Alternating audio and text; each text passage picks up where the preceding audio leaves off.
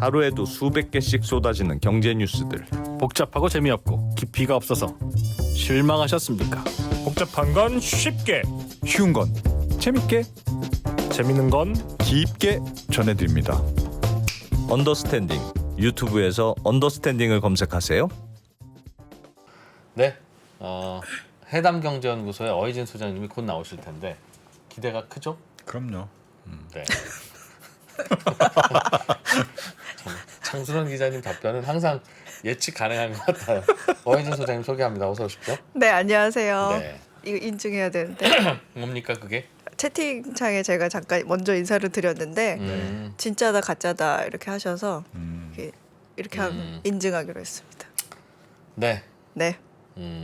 뭐 금리도 뛰고 뭐 날씨도 그렇고 네. 바깥 나라 다른 나라들 얘기 중에 좀 불행한 나라 얘기 좀 해주시겠어요? 남의 불행을 좀 들어봐야 그런 마음을 들어봐야 가지시면 좀 안 돼요. 편해질 것 같습니다. 그런 마음 가지시면 안 돼요. 예. 네. 오늘의 주제는 어떤 겁니까? 네. 오늘 주제는 굉장히 다양하게 가지고 왔는데 미국 얘기도 가지고 왔는데 또 안 기자님 안 계시네요. 네, 일단은 가장 먼저 한 주간에 가장 조금 뉴스가 많이 나오고 화제가 된 얘기부터 하려고 하는데 케냐 얘기를 한번 예. 하려고 합니다. 네, 화면을 먼저 한번 보겠습니다. 네, 요거인데 지난 8월 9일에 치러진 케냐 대통령 선거 결과가 어제 나왔어요. 네. 근데 이 사람 윌리엄 루토 현 정부의 지금 부통령이 대통령으로 당선이 됐습니다. 부통령이 대통령 선거에 나서서 네, 그럼 현직 대통령과 붙은 겁니까? 그렇습니다. 아니요, 현직 대통령이 아니라 나중에 제가 쭉 얘기를 할 건데, 네, 기다리겠습니다. 그럼. 네, 그러시죠. 예. 예. 이 장면은 지금 이제 투표 마감된 후에 그 선거관리위원회 관계자가 이제 네. 개표하는 모습이에요. 저게 투표용지예요? 네, 여기 사진도 막 이렇게 있고 그러죠. 투표용지는 되게 좋네요. 사진을 넣는구나. 하기야 그 문맹이 있을 수 있으니까요. 네. 그리고 요거는 이제 뉴욕타임즈 기사인데 예. 이 윌리엄 루토의 승리를 두고 뉴욕타임즈가 이 맨발로 학교에 다니면서 또 돈을 벌기 위해서 치킨을 팔던 사람에서 치킨이 또 네, 나왔구나. 자수성가한 부유한 사업자이자 현재 부통령인 윌리엄 루토가 새로운 대통령이 됐다. 이런 내용의 기사를 내보내기도 했습니다. 네. 제가 말씀드린 것처럼 윌리엄 루토가 자수성가한 정치인인데요. 시골의 좀 가난한 집안에서 태어나서 진짜 맨발로 신발이 없어서 맨발로 학교에 다녔대요. 네. 그런데 열심히 공부해서 뭐 박사학위도 따고 그다음 치킨 사업하면서 공장도 크게 짓고 그다음에 이 사람이 이제 지금 호텔도 있어요. 호텔도 소유하고 있고 그다음에 사업가다는 거죠? 네, 그 지금 되게 의리의리한 저택에 사는데 뭐 헬리콥터도 있고 집에 와. 수영장도 있고 뭐 그런 의리의리한 저택에 살고 있습니다. 네. 그리고 아까 궁금해하셨던 상대 후보는 그 이전 정부의 총리이자 그 대통령 선거에만 예. 5번을 출마한 음. 라일라 오딩가라는 후보입니다. 이 이 사람이에요. 지금 화면에 나왔죠? 근데 이거는 워싱턴 포스트 기사인데 패배한 케냐 후보 뭐 선거 결과 무효다 이렇게 불복하고 있는 그런 기사를 내보냈어요. 이분의 나이가 77세예요. 그러니까 저분은 조금 전 정부, 그러니까 전 정부 총리라는 거죠? 그러니까 지금 현재 부통령인 사람이 당선이 됐는데 네. 이 그전에 총리였던. 네. 알겠습니다. 네, 근데 이제 5번 나가서 5번 다 떨어졌어요. 이번에 뭐 차이가 많이 났어요? 아니요. 정말 근소하게. 예, 지금 거의 뭐 윌리엄 루토 당선된 사람이 우리로 치면 문재인 정부 부통령과 박근혜 정부 총리가 맞붙은 그런 그런 셈이죠. 거죠? 진짜 깜짝 놀랐어요. 아니 뭐 이렇게 놀래요. 깜짝 놀랐어요. 그럴 수도 있는 거지. 네. 근데 네. 윌리엄 루토가 50.49%, 네네. 그다음에 오딩가 후보가 48.85%. 그러니까 표로 하면 거의 23만 표? 네. 23만 표 정말 차이로. 막빙이었군요. 네. 그래서 이 오딩가 후보가 근소한 차이니까 더 화가 많이 나 있다. 화가 굉장히 많이 나 있다. 네. 이런 얘기가 막 들려요. 우리나라 대선이 더 근소한 차이였죠? 뭐 그렇기는 하죠. 예.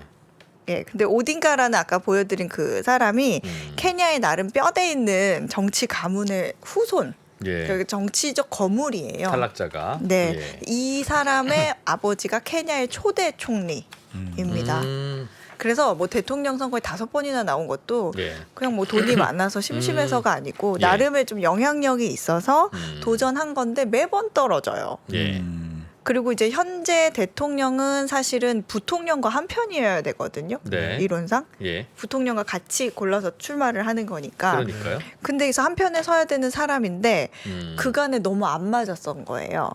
좀 아. 어긋나는 사건이 좀 있었어요. 대표적인 게 지금 이제 현재 대통령이 좀 친중 성향인데 네. 네. 이번에 새로 당선된 사람이 반중. 예. 그러니까 거의 뭐 케냐가 지금 중국의 1대1로의 핵심 협력국이 될 수 있었던 이유는 네. 그 현재 대통령이 좀 친중 성향이기 때문이다. 그런 얘기가 있는데 이제 당시 이제 부통령이자 이번에 당선된 사람은 진짜 반중 성향이에요. 근데 네. 이번 선거도 그래서 최대 쟁점 중에 하나가 된 게 중국이에요. 중국에 대해서 입장이 뭐냐? 그렇죠. 이제 케냐는 그동안에 중국에서 좀 막대한 대출을 받아가지고 뭐 고속도로라든지 철도 같은 거를 건설하는 그런 바람에 거의 부채의 전체 나라의 부채의 10% 정도가 중국에서 네, 중국에서 가져왔을 정도로 굉장히 케냐의 최대 채권국 중에 하나죠. 예. 근데 이 루토 이번에 당선된 사람의 공약이 뭐였냐면 더 이상 중국의 돈을 빌리지 않겠다. 네. 그리고 기존 계약이 좀 불합리하다 싶으면 이거 개정할 거다라고 예고를 하기도 했고, 이번에 당선된 젊은 부통령이 네, 예. 55세였어요. 네. 그리고 불법 체류 중인 그 중국인이 너무 늘어나는 바람에 예. 우리나라에 실업률이 치솟고 경제난이 온 거다. 그럼요. 그러니까 내가 대통령이 되면 그 중국인 다 내쫓을 거다. 이렇게 공약을 했었어요. 근데 결론적으로 이번 선거에서 그래서 현재 대통령하고 그 오딩가 77세 그 오딩가가 손잡고 좀 밀어주는 그림이 됐어요. 이렇게 붙어버린 거예요. 아, 현재 대통령과 현재 부통령은 서로 그럼 진영을 달리하고 네, 달리하고 오히려 와. 경쟁자와 손을 잡아서 밀어주는 그림이 돼버린 거예요. 세상에. 예. 근데 그 현재 대통령이 네. 케냐에 거의 한 50개가 넘는 부족이 있거든요. 근데 그 부족마다 이제 대표를 뽑아서 이제 당을 만들어가지고 대표를 뽑아서 내보내는 건데 네. 그 케냐 부족 중에 가장 많은 인구를 차지하는 키쿠유족의 대빵이에요. 현 대통령이 네. 아, 지금- 부족들 대표들 중에 이렇게 선출하는군요. 네, 네. 그래서 이 사진 보시면 이 사람이거든요. 사진에 네, 이 사람. 우후루 케냐타가 지금 현재 예. 대통령이에요. 아까 잠깐 뵌 분인 것 같기도 하고 저희로서는 좀 약간 헷갈립니다. 네. 근데 이 사람의 아버지가 케냐 초대 대통령. 그러니까 여기도 뼈대 있는 정치 집안이에요. 그러니까 아까는 초대 총리의 아들. 초대 총리의 아들과 초대, 초대 대통령의 대통령의 아들이 아들. 한 편을 먹고 네. 그러니까 지금 이번에 대통령이 된 와, 진짜 어려운 루토가 게임이었겠다. 루토가 그런 왕조의 그런 세습이나 이런 거를 다 내가 물리치겠다. 아. 구 세력을 내가 다 물리치고 신 세력을 금수저 등장하겠다. 정치인은 물러나라. 그러겠다. 약간 그런 금수저의 전략도, 반란 뭐 예, 이런 그런 거. 전략을 또 흑수저라고 썼었어요. 하기는 집에 헬리콥터가 있다고 하니까. 그렇죠. 아, 예. 네. 그래서 정리를 하면 지금 좀 부족으로 좀 정리를 하면 지금의 대통령은 키쿠유족. 네. 그 대빵. 근데 이번에 당선된 루토는 그 부족 규모의 3위인 칼렌진족. 그리고 이번에 또 떨어진 오딩가는 4위 러족 네. 출신이에요. 근데 1위랑 4위랑 손을 잡으니까 네. 3위 이제 부통령 후보가 1위 그 부족에서 아. 부통령 후보를 데리고 왔어요. 아, 거기는 또 그런가 보군요. 그 종친들끼리 서로 이제 연합을 해서 네. 결정이 되는 건가 그래서 보군요. 1위와 3위가 합세를 하고 그다음에 1위 부족이 이제 반으로 갈리는 상황이 된 거죠. 네. 예. 그래서 지금 이 부족에서는 누가 어디에 편을 들어야 되는지 네. 굉장히 좀 혼란스러운 상태고 뭐 이번 선거를 앞두고 이제 이 앞서서도 치열한 부족 간의 어떤 신경전이 또 있기도 했어요. 중국은 이번에 그럼 우호 국가 하나를 잃었네요, 또. 그런 지난번에는 셈이죠. 스리랑카에서 무슨 일이 벌어져서 갑자기 야반 도주하는 바람에 스리랑카도 친구였는데 잃었고. 거기도 뭐 이번에- IMF에 뭐 구제금융 신청했다가 정권이 바뀐 것 같고. 그리고 케냐도 친중이었는데 이번에 바뀌었고. 그렇죠. 이번에 55세 대통령이 되는 바람에. 네. 참고로 5년 후에는 이 프로도 55세가 됩니다. 네? 토대시는 뭐 그냥 그렇다는 거죠. 네. 네. 근데 뭐 이거 참고로 그냥 말씀을 드리는데 제가 네. 이 케냐 대통령 선거를 취재하면서 케냐에서 일을 하셨던 지인이 있어서 전화로 막 여쭤보다가 갑자기 네. 궁금해서 케냐는 그럼 무슨 언어를 쓰나요? 했더니 영어하고 스와힐리어를 쓴대요. 그 스와힐리어가 우리가 되게 많이 아는 말이 스와힐리어더라고요. 네. 그 라이온 킹에 나온 하쿠나 마타타 있죠. 음. 그게 스와힐리어래요. 하쿠나 마타타 아시죠? 몰라요. 라이언 킹이 뭡니까? 예? 아 사자 나오는 그 친구. 네. 그거 이게 유명한 아프리카어 중에 뭐 아주 아프리카어의 대표적인- 흔한 네. 아프리카. 그 라이온 킹 네. 모르세요? 뭐 음. 아 그랬냐 발바리 치와와 스치고 왜냐 하면 이거 있잖아요. 그게 이제 스와힐리어라고 하니까 또 참고로 그랬냐. 발바리 오. 치와와 아, 그렇군요. 네, 그래서 참고로 알아두시면 또 음. 상식에 도움이 되겠죠. 네. 네. 하여튼 오딘가 후보는 정말 의지의 케냐인인 게 5번 이 정도면 포기할 법도 한데 네. 5번이나 나왔잖아요. 근데 이거는 사실은 케냐에 아까 그 취재했던 지인이 알려준 건데 케냐의 지인도 있으시고 정말 글로벌하십니다. 아닙니다. 네, 예. 그렇습니다. 예. 근데 이 사람과 그 오딘가 후보와 관련해서 떠도는 얘기가 있대요. 근데 이거는 밝혀지지 않은 그냥 어떤 음모론 같은 이야기인데 네. 뭐 오딘가가 2007년에 한번 당선이 된 것 같다. 됐었던 것 같다. 그런데 부정선거로 네. 결과가 뒤집힌 거다. 이런 설이 돈대요. 왜냐하면 그 당시에 2007년 대선 선거 당시에 네. 결과를 발표를 해야 되는데 갑자기 전국에 정전이 된 거예요. 전기가 다 끊겨버린 거예요. 그래가지고 사람들이 TV 못 보고 결과 못 듣고 네. 그러고서는 나중에 며칠 뒤에 뭐 하루나 며칠 뒤에 이렇게 다시 전기가 들어왔는데 갑자기 이제 결과가 그 오딘가가 될 줄 알았는데 네. 다른 사람이 이렇게 됐다더라. 이렇게 하니까 이게 무슨 말이야? 하고선 폭동이 일어났었거든요. 네, 그래서 그런 얘기를 들려주더라고요. 그러니까 거의 뭐 폭동도 굉장히 크게 일어나서 가지고 이때 당선자 쪽 진영에서 이제 사람들 진압한다고 굉장히 사람 정말 많이 죽였거든요. 뭐 그리고 또 조폭 같은 정치 집단이 또 있다고 그래요.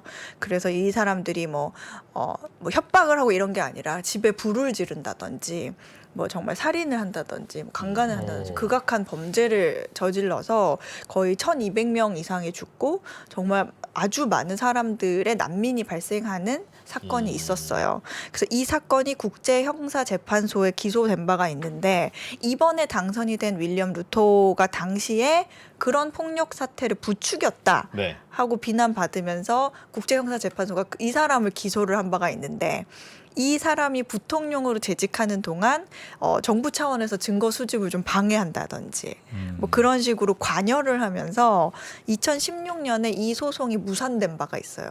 근데 또 이게 이제 언론에서는 이 얘기가 묻혔네, 이거 묻히고 이 사람이 당선이 됐네 하는 내용도 기사에서 나오기도 합니다.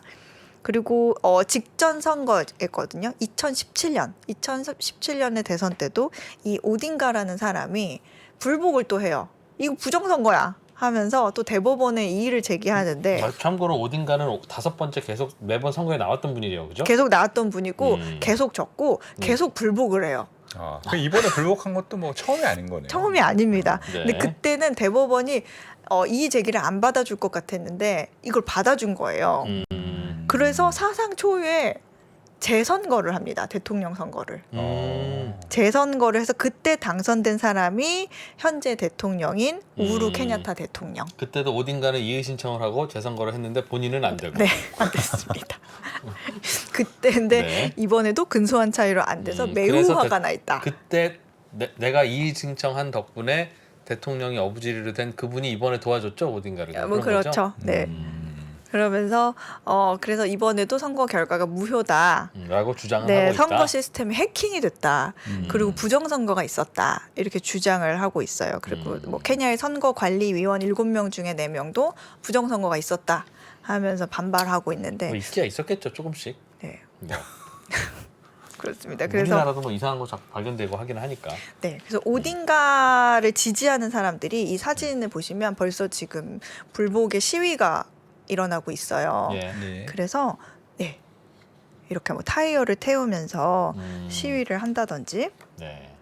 그리고 이 시위를 진압하기 위해서 최루탄을 발사한 거예요, 아, 경찰이. 그래서 눈물이 나는구나. 네, 이런 상황이 계속 벌어지고 있는데 이런 기사도 났거든요. 그래서 케냐 선거 결과에 불복하는 후보는 사실 일주일 이내에 대법원에 이의를 제기할 수가 있는데 네. 대법원 신청일로부터 2주 이내에 판결이 나와야 돼요. 네. 그러면 선거 무효입니다 하고 판결이 나면 60일 이내에 다시 선거를 치러야 하거든요. 아, 저거 그러니까 어떡하냐, 저거. 결국에 대법원이 이 음. 불복 그 무효 신청을 받아주느냐 안 받아주느냐에 따라서 아직은 그럼 미확정인 거예요? 그렇죠. 투표 결과는 나왔고. 이제 아마 이제 법적으로 이제 분쟁이 있을 것 같다라는 기사가 나오는 단계인데 그럼 다시 재선거가 결정될 수도 있겠네요. 그럴 수도 있습니다. 오. 그래서 이 폭동과 시위가 그때까지 계속 이어질 수도 있다. 네. 그래서 케냐는 지금 매우 혼란스럽다. 알겠습니다. 그런 기사가 나오고 있습니다. 그래서 이 기사도 끝날 때까지 끝난 게 아닌 상황이라 이제 잘 봐야 된다.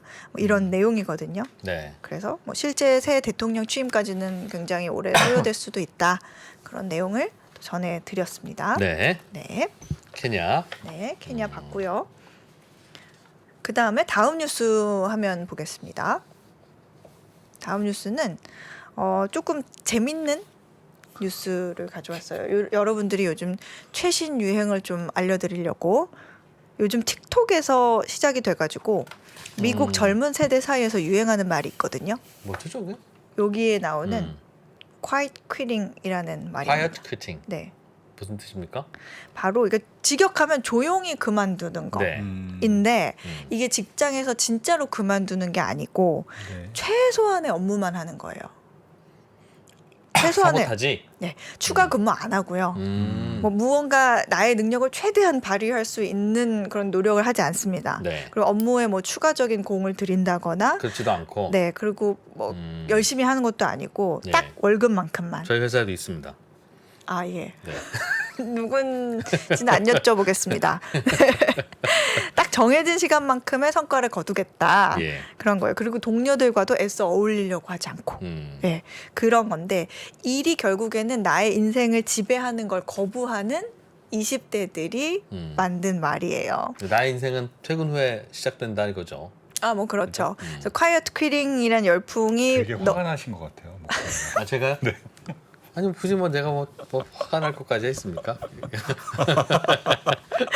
근데 이게 이 열풍이 널리 네. 퍼지면서 이프로님 같은 분들이 그러니까 직장의 고용주라든지 뭐 네. 슈퍼바이저 같은 분들이 이 말에 대해서 논쟁을 벌이는 게 지금 틱톡에서 영상이 굉장히 많이 올라오고 인생 있어요. 그렇게 살면 안 된다. 네. 라는 꼰대들과 맞아요. 내 인생 내가 이렇게 산다는데 니들이 뭐냐? 맞습니다. 라는 거의 수백만 건의 quiet 조회수를 quitting족들의 예, 기록을 하고 있어요. 근데 이제 나이가 있는 세대 혹은 네. 뭐 일부 뭐 밀레니엄 세대 중에 일부도 그 quiet quitting의 그 의미와 의도는 이해는 한다.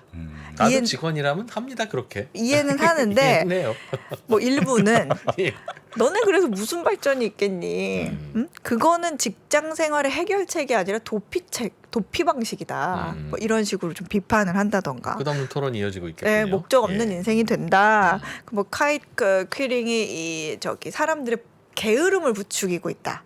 그런 열을 올리는 사람도 있고 네. 이런 얘기도 있었어요. 만약에 이런 마인드를 의사나 간호사나 선생님이 가지고 있다면 어떨까? 이런 얘기도 있어요. 동영상에. 수술하고 있는데 빨리 퇴근하고 대충 봉합하고 퇴근하자. 그렇죠. 이러면. 그런 셈이 되는 겁니다.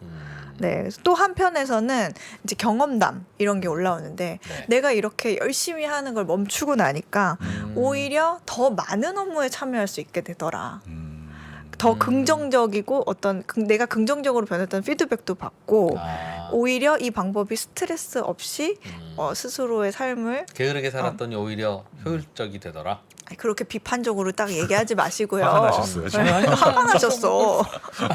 그렇게 살 수 있죠. 어쨌든 스스로를 잘 돌보는 방법이었다라는 네. 의견도 있어요. 그래서 지금 틱톡에서 quiet quitting과 관련해서 가장 많은 조회수를 내고 있는 게 그 뉴욕에 사는 24살의 엔지니어가 이렇게 올렸어요. 그 자이드 칸이라는 사람이 올린 게시물인데 2주 만에 300만 건의 조회수를 기록했거든요. 네. 볼까요? 아니요, 요 사진 먼저 보겠습니다. 사진을 먼저 보시면 네, 이 사람이 올린 건데 이 사람이 자기 이 동영상이 기사로 나오니까 너무 영광이라고 기쁘다고 하면서 여기 이제 댓글들이 주르륵 달렸는데 그러니까 서로 공감이 대부분 많고요. 당신의 비디오가 내 인식을 바꿨다. 이런 그 말. 사람 뭘 주장하는 거예요? 그러니까 quiet quitting이라는 게 뭔지 개념을 설명하고 있거든요. 그러니까 이 거의 quiet quitting의 거의 시초라고 해야 되나? 저걸 거의 지지하는 분입니까? 그렇습니다. 그렇게 생겼네. 그렇다고 본인이 그렇게 살지는 않는데 뭔데게 생겼다. 그래서 도대체 어떤 영상이길래 제가 그 틱톡을 직접 휴대폰으로 이걸 다 녹화를 해서 만들어 왔거든요. 그래서 그 동영상을 한번 함께 보시겠습니다. 네.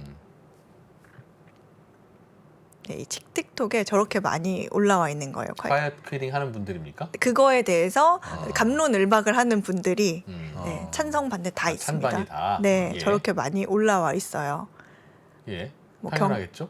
뭐 경험담도 있고 뭐 그런 식으로 올라와 있는데 제가 아까 소개해드린 그 I 자이드 recently learned 칸이 about this term called quiet quitting, where you're not outright quitting your job, but you're quitting the idea of going above and beyond. You're still performing your duties, but you're no longer subscribing to the hustle culture mentality that work has to be your life. The reality is it's not, and your worth as a person is not defined by your labor. 네 저렇게 올렸는데 네. 이 당신의 비디오가 나의 인식을 바꿨습니다. 나의 인생을 바꿨습니다 하는 막 댓글들이 줄줄이 달리면서 그런 허슬 컬처라고 하죠. 정말 막 열심히 일하는 저 같은 그런 거를 뭐 거부한다. 네. 뭐 이런 내용이 요즘에 한참 미국의 젊은이들 사이에서 유행이라고 합니다. 근데 이 기사도 한번 보실까요? 왜 웃으세요? 네. 이 기사는 재밌는 건 이런 차이나의 Z 세대가 네. 어떻게 했다는 거예요? 네, 이게 중국의 그 Z 세대가 고용 부족과 경기 둔화로 낙담을 하고 있다 이런 기사인데 사실 이 안에 들어있는 내용이 뭐냐면요. 그러니까 이런 현상이 비단 아까 말한 미국에서만 일어나고 있는 게 아니라 비슷한 시기에 중국에서도 이런 기사가 났어요. 그래서 여기 보시면 이제 청년 실업자가 주요 경제국에 비해서 굉장히 높다. 예. 거의 뭐 미국의 2배 정도 되죠. 네. 그러니까 중국 도시에 사는 16세에서 24세 실업률인데 올여름 대학 졸업자 또는 직업학교 졸업자들이 거의 1,200만 명에 달할 정도로 기록적인 숫자인데 취업도 어렵고 막상 취직을 해도 임금이 너무 낮아서 이런 상황에 이 사람들이 환멸을 느끼고 있다. 그런 기사고요. 이 한자를 보시면 이 한자 잘 읽으시죠, 이프로님? 평. 당평. 네, 당평. 작년부터 중국에서 이 탕핑이라는 말이 중국 인터넷을 통해서 확산이 되고 있는데 영어로 하면 lying flat 이렇게 납작하게 누워 있다. 네. 이런 말로 우리가 아까 말한 그 젖은 낙엽. quiet quitting과 비슷한 의미로 쓰이는 거예요. 출근을 하되 존재감은 없는. 그러니까 치열한 경쟁에서 손을 떼고 그럭저럭 살아가기 위해서 최소한의 노력을 기울인다. 예. 이런 뜻이거든요. 그러니까 중국의 젊은 세대들이 더 나은 일과 삶의 균형에 대한 열망을 반영하고 있는 유행어다. 그런 내용이 기사에 아까 있어요. 네. 근데 이제 실업 상황이 계속 악화되면서 젊은 세대들이 더 현실을 반영하는 말을 또 만들어요. 그게 let it rot이라고 해가지고 그러니까 썩게 놔둬라. 네, 썩게 놔둬라라는 말을 요즘엔 더 많이 쓴다고 해요.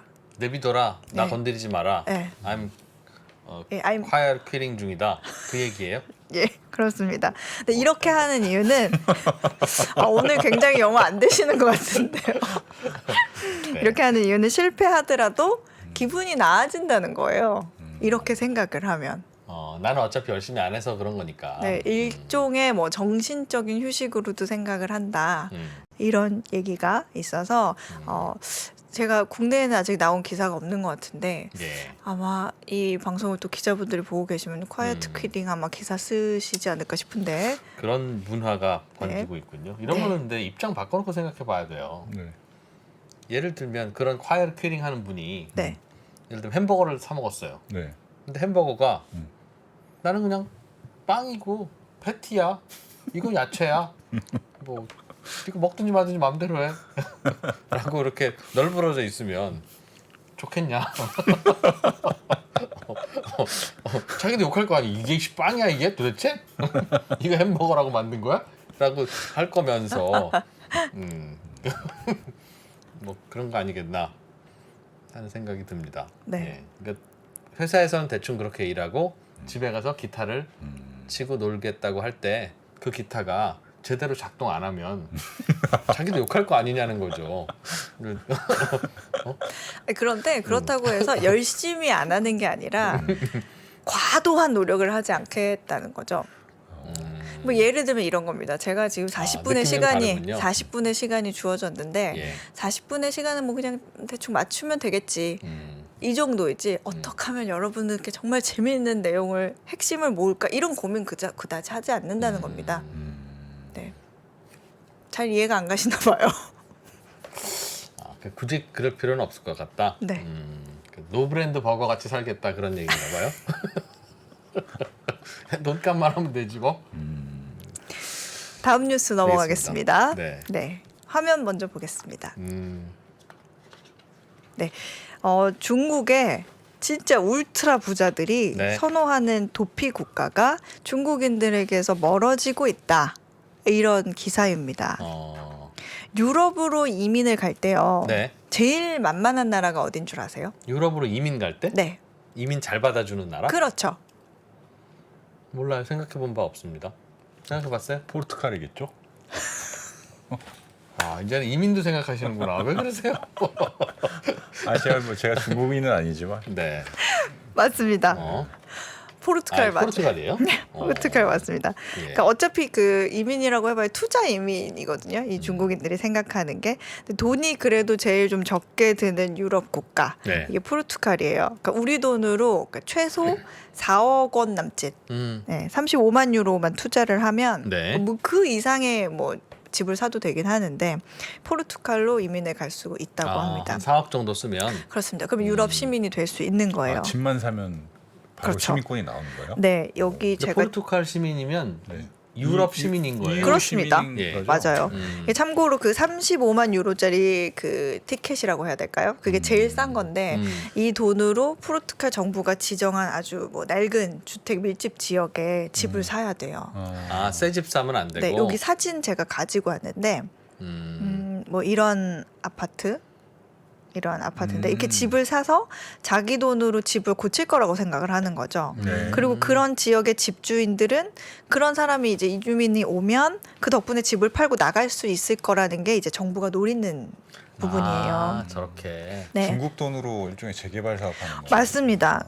이 포르투갈 부동산 시장이 거의 2010년대에 거의 죽었다 싶을 정도로 굉장히 침체가 돼서 경제가 안 돌아갔었어요. 네. 그러니까 시민권을 미끼로라도 집을 팔아야 나라 경제가 돌아가는 구조였는데 이 아이디어가 대박이 나가지고 중국인들이 포르투갈로 대거 이 투자 이민을 떠난 거죠. 네. 그래서 올해는 좀 줄어든 거예요. 근데 올해 포르투갈 이민자의 한 16% 정도가 중국인인데 진짜 많을 때는 막 80%가 넘기도 했어요. 이 포르투갈에 그 골든 비자 프로그램이 있거든요. 그게 이거죠. 그게 이겁니다. 예. 그래서 이제 비유럽 국가 시민을 대상으로 하는 건데 끼워 팔기지 그렇게 집과 시민권을 같이 파는. 그렇죠. 집만 팔면 안 팔리니까 집과 시민권을 끼워 파는. 네. 우리가 허니버터 칩에서 경험했죠. 네.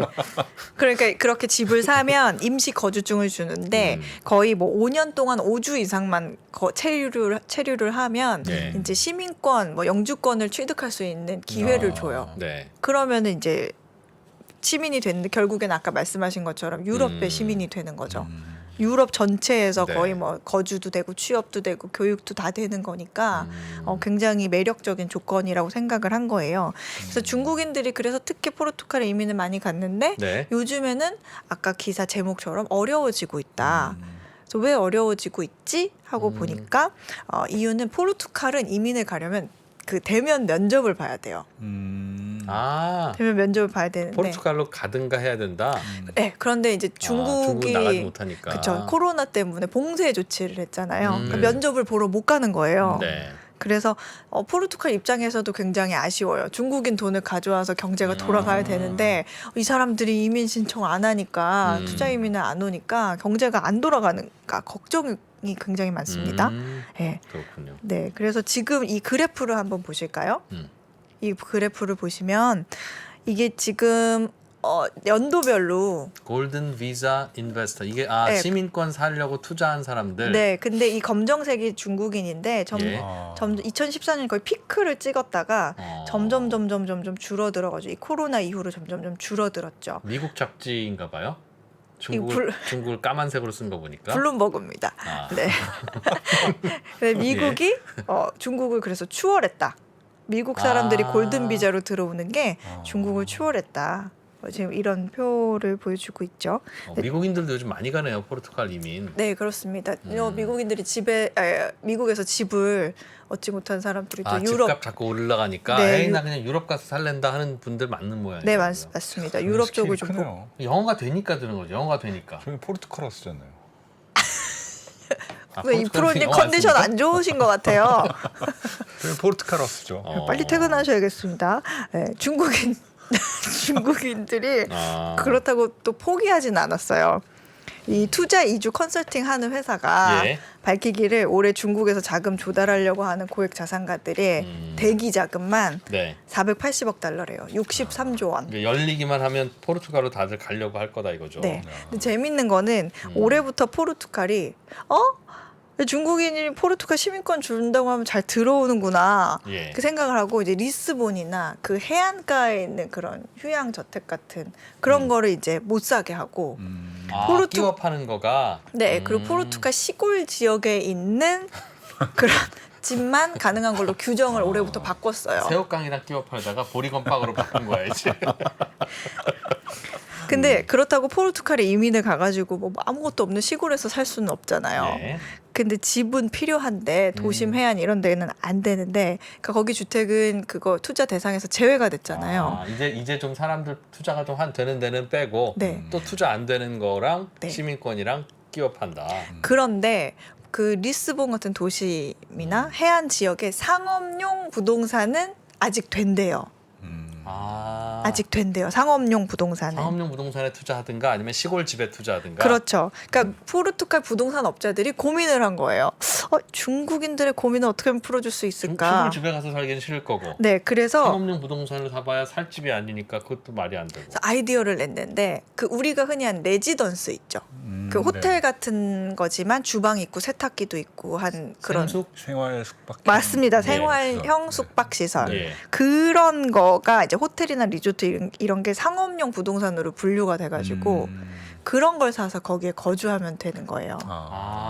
리스본 집 사는 거는 더 이상 시민권 끼워 팔기 안 하는데 네. 리스본 상업용 부동산은 아직 되니까 네. 생숙을 지어서 중국인들한테 이거 상업용 부동산이지만 와서 살아도 된다. 네, 그런 머리를 멋진데?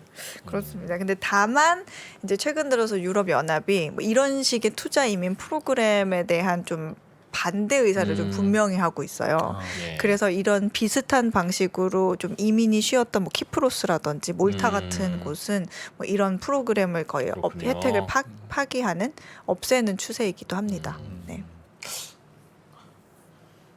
그런데 왜 새 정부 들어왔는데 이민 얘기를 자꾸 해주십니까?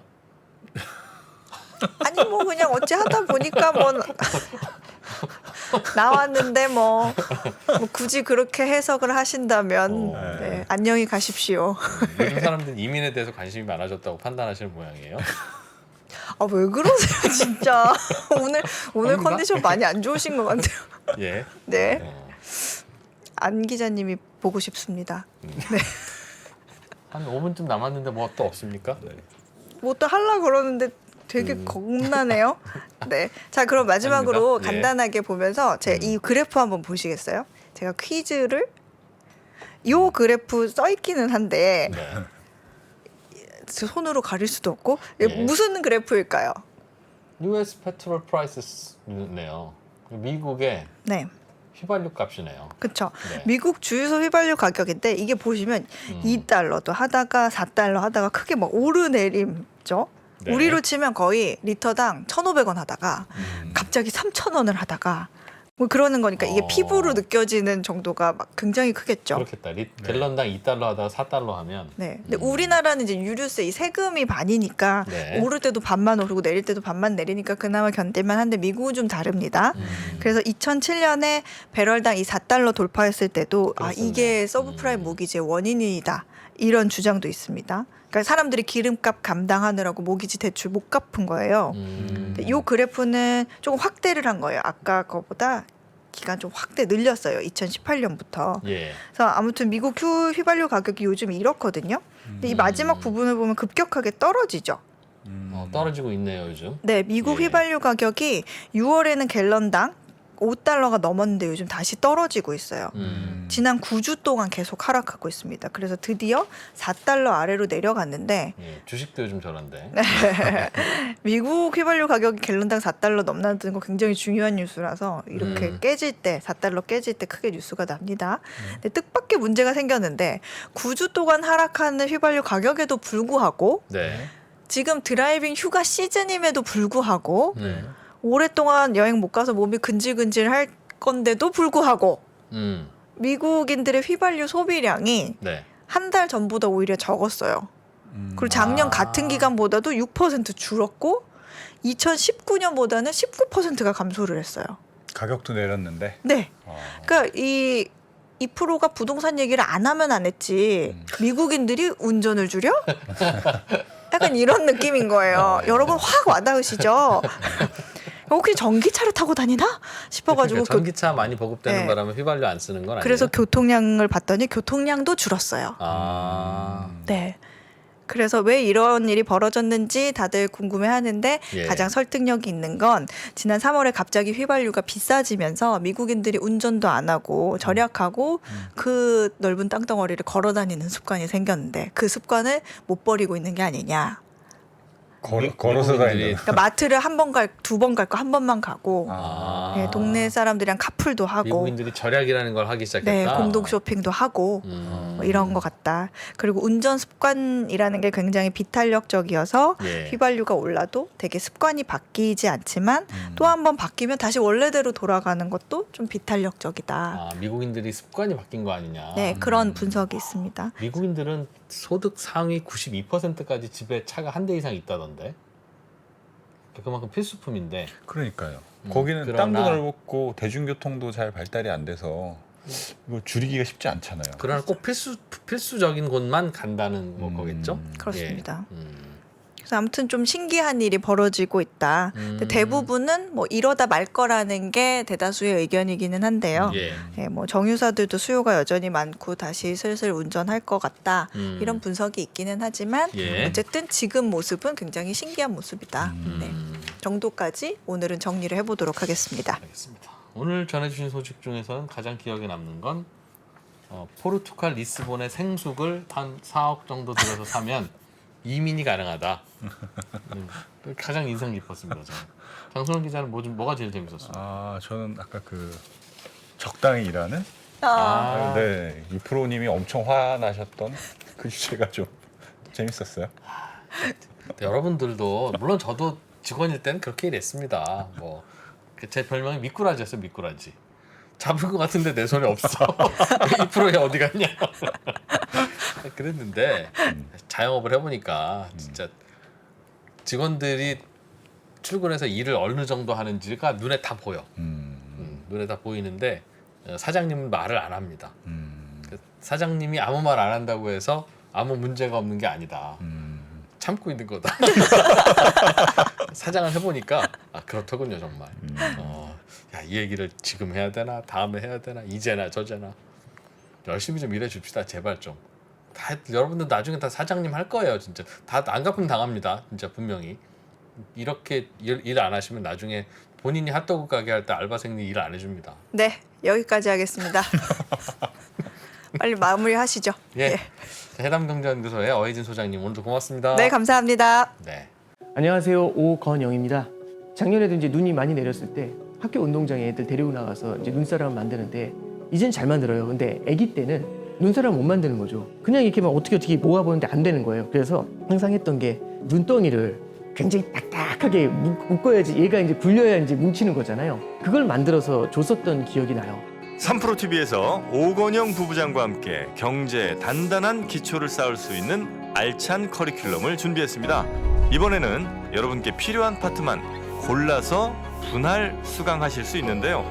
8월 31일까지 얼리버드 특가로 진행되니까 합리적인 가격으로 만나보시죠. 평생의 숙제인 경제 공부, 오건영 부부장과 함께 제대로 시작할 수 있습니다. 지금 바로 영상 아래 링크를 확인하십시오.